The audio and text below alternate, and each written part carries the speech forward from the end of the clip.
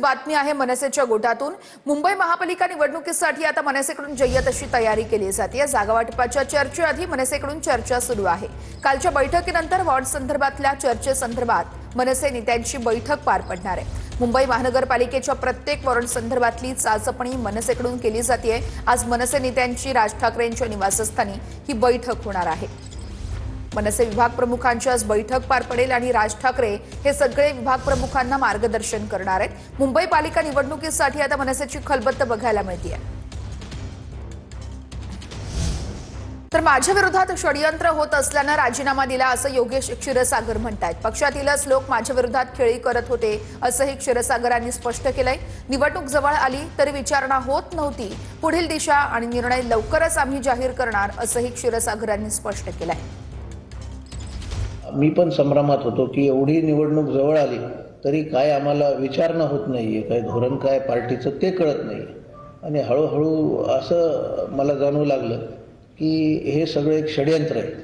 त्यामुळे याच्यातून बाहेर पडण्याचा मी निर्णय घेतला। हे सूत्र पक्षांतर्गत जे माझे विरोधक आहेत त्यांच्या माध्यमातून सूत्र हलवले जातात आणि कुठेतरी मिसफिडिंग मला वाटतं वरच्या पक्षश्रेष्ठींना होत असावी, त्यातून हे सगळं कृत्य घडतं।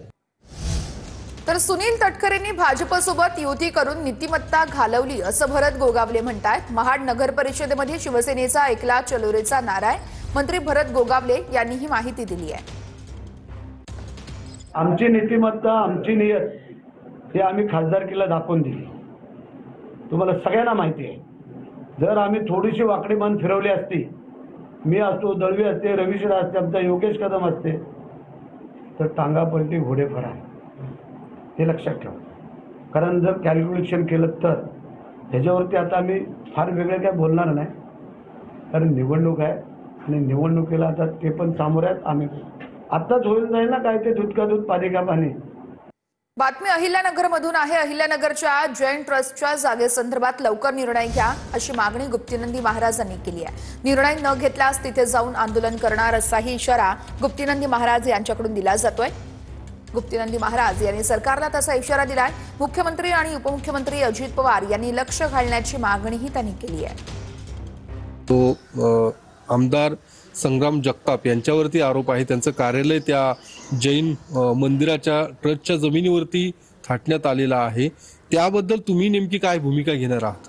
देखिए, मैं तो जो है अहिल्यानगर कभी गया ही नहीं हूँ, लेकिन समाज मेरे पास 3, 4, 5 बार आया और उन्होंने मुझको बताया कि हमारी जैन समाज की जगह है जो जैन दाता ने दान की, और होने के बाद में वहाँ पर जो है कार्यालय खोला गया है। और मुझे नहीं पता संग्राम जी का वहाँ पर जो कार्यालय होगा, लेकिन सुनने में आया है। तो मैं तो कहूँगा कि वहाँ के आमदार हैं, है ना, विधायक है ना वहाँ के, तो आमदार हैं, तो मैं उनसे कहना चाहूँ कि आप वहाँ के राजा हैं और प्रजा के साथ में आप न्याय कीजिए और उस समाज की संपत्ति समाज को सौंपना चाहिए। वहाँ पे जो भी महानगर अध्यक्ष हैं, जिलाध्यक्ष हैं, कलेक्टर हैं, उनको इसमें हस्तक्षेप करना चाहिए और ऐसा नहीं होना चाहिए कि पुनः मुझे वहाँ पर आना पड़े। यदि समाज की जगह समाज को नहीं मिलती है तो मैं वहाँ पर जाऊँगा और जो भूमिका मैंने यहाँ पर की वहाँ पर भी हो सकती है। आंदोलन करेंगे वहाँ पे? पूरी संभावना है। यदि वो समाज को जगह नहीं मिलती है तो हमें आंदोलन भी करना पड़ सकता है, लेकिन ऐसा होना नहीं चाहिए समाज, क्योंकि अभी जो महाराष्ट्र का शासन बहुत सजग है और महाराष्ट्र के जो उप मुख्यमंत्री हैं राजेश जी पवार जी हैं, मुख्यमंत्री में हमारे सीएम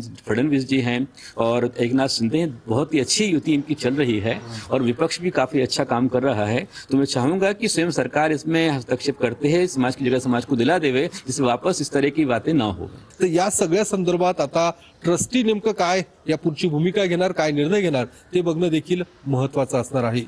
कॅमेरामन अभिजित पिसेसह मी योगेश बोरसे, TV9 मराठी, पुणे।